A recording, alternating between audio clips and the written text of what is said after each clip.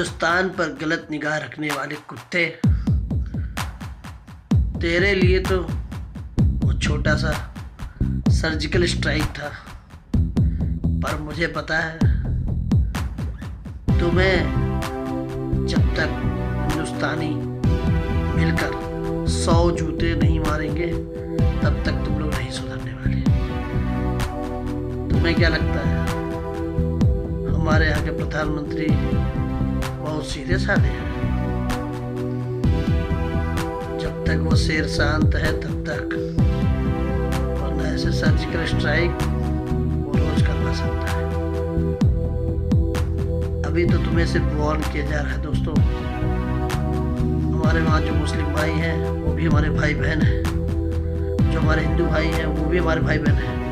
हमारी लड़ाई वहाँ की जनता से नहीं है, हमारी लड़ाई तुम्हारे वहाँ उन कुत्तों से है जो हमारे ऊपर गलत वार करते हैं और हमारे मुसलमान भाइयों को जान से मार देते हैं, हमारे हिंदू भाइयों पर हमला करवाते हैं, हमारे मुस्लिम भाइयों को बरगला करके उन्हें पाकिस्तान में बुला करके ट्रेनिंग देते हैं। और कश्मीर में पत्थरबाजी कराने वालों, अब वो दिन दूर नहीं जब तुम्हें तुम्हारी सरकार ही तुम्हारे देश से तुम्हें बाहर कर देगी। ऐसा मैं नहीं, आपकी सरकार को बोल रही है। अब आप लोग के दिन कुछ दिन रह गए। तुम्हें लगता था तुम्हारी जो राजा है, तुम्हारी जो सरकार है वो तुम्हारे जेब में है।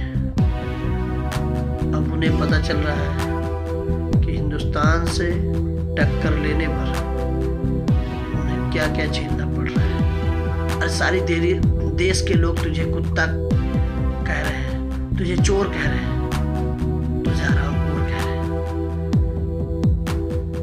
और इतनी गालियां पड़ने के बावजूद भी तुम लोगों को शर्म नहीं आती। ऐसे आतंकवादियों को अपने घर में जगह देते हो। लोग धिक्कारते हैं तुम्हें। अरे तुम्हारे यहाँ जब मीडिया चैनल पर 5 मिनट नहीं बोल सकती, हमारे मीडिया से तुम नहीं मिल पाते, हमारे मीडिया को तुम जवाब नहीं दे पाते, तो हमसे क्या? यहाँ के अगर मुसलमान भाई एक साथ खड़े हो जाएं तो तुम्हारा देश चटनी बन जाए, चटनी। मुझे पता है तुम सिर्फ भौंकना जानते हो, भौंकना। और तुम्हारे भौंकने से किसी को कोई फर्क नहीं पड़ेगा, क्योंकि यहाँ का हर हिंदुस्तानी पढ़ा लिखा शिक्षित है। पर तुम्हारे देश के लोग सिर्फ बंदूक, आतंकवाद और विरोधी बातें करना जानते हैं। पर हमारे यहाँ का हिंदुस्तानी बोलना भी जानता है और करना भी। जिस दिन यहाँ की जनता बोलेगी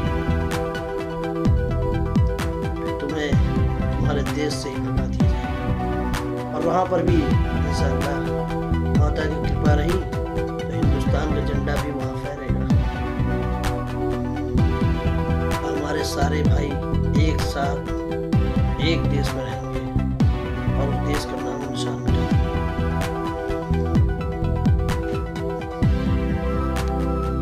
मुझे पता है तुम्हें इन बातों से फर्क नहीं पड़ेगा, क्योंकि जिन्हें कुछ पता ही नहीं हो वो हमारी बातों को समझेंगे कैसे?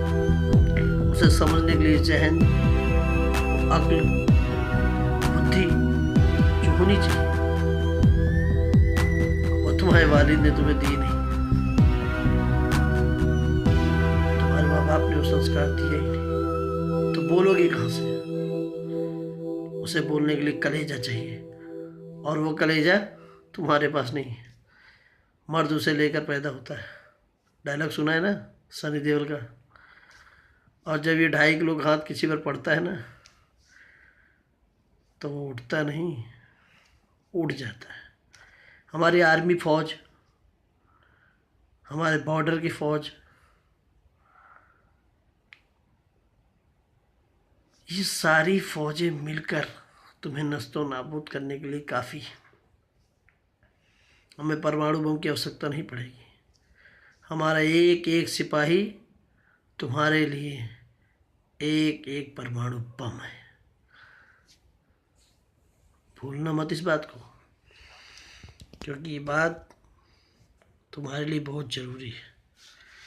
ऐसे अपने आस पास के सभी लोगों को ये बता देना कि अब तक आप लोगों को जो भी खबरें मिली है हिंदुस्तान के बारे में, बहुत कम मिली है। यहाँ का एक एक बच्चा तुम्हारा भविष्य बदल देगा यार। तुम्हारी औकात ही क्या है, कुछ नहीं जानते तुम लोग। अभी तुम्हें पढ़ने की ज़रूरत है, शिक्षा की ज़रूरत है, और तुम लोग आतंकवाद की बात करते हो। अरे अपने गरीब देश को पहले सुधार लो। वहाँ खाने को नहीं है, वहाँ पहनने को नहीं है, ढंग का एक स्कूल नहीं है यार, और चले हो हमसे लड़ने, हिंदुस्तान से लड़ने, जो पूरे विश्व में एक महान देश कहलाता है। अमेरिका जैसे देश के लोग, यहाँ के लोग आके यहाँ गर्वान्वित होते हैं। तुम पड़ोसी होकर के ऐसी हरकतें करते हो। तुम्हें क्या दिया जाएगा? अब तुम्हें कुछ नहीं मिलेगा। अब तुम्हें सिर्फ जिल्लत और बेइज्जत ही किया जाएगा। यहाँ से सिर्फ हिंदुस्तान की अब एक ही आवाज़, तुम्हें समाप्त करना है, और तुम अब विनाश की ओर जा रहे हो। ये तय है। हिंदुस्तान जिंदाबाद, हिंदुस्तान जिंदाबाद, हिंदुस्तान जिंदाबाद।